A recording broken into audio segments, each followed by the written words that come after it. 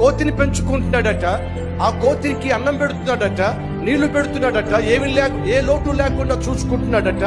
ఎక్కడి నుంచి తెచ్చాడో తెలుసా? ఈ కోతిని అడవిలో తెచ్చాడు. ఎందుకని? ఇతను వేటగాడు కాబట్టి. కానీ ఆ కోతికి వీడికి పళ్ళ. ఒకరోజు కోతిని చూసి నిన్ను మేపడం వేస్ట్ ఎందుకు అన్నట్టుగా చూసిందట. కనీసం నేను పడుకున్నప్పుడన్నా దోమలు నన్ను కుట్టకుండా చూడలేకపోతున్నా, నీలాంటి దాన్ని పెంచడం వేస్ట్ అని చెప్పి కోతితో గొడవ పడ్డాడట. అప్పుడు కోతితో గొడవ పడితే కోతికి రోషం వచ్చిందట. అలాంటి దాన్ని పెంచడం వేస్ట్ అంటావా?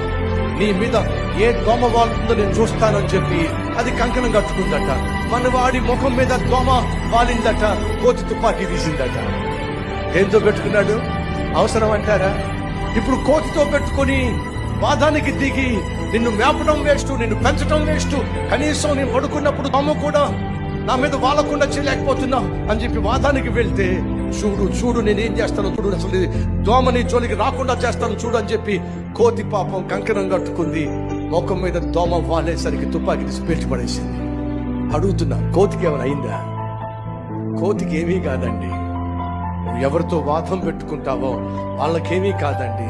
కానీ నువ్వు కలిగి ఉన్న సమాధానం నువ్వు పోగొట్టుకుంటావు, నువ్వు కలిగి ఉన్న నెమ్మది నువ్వు పోగొట్టుకుంటావు, నువ్వు కలిగి ఉన్న రక్షణ ఆనందము నువ్వు పోగొట్టుకుంటావు. సైతాన్ నీ జీవితంలో కొన్ని కోతులు ప్రవేశపెట్టాడు.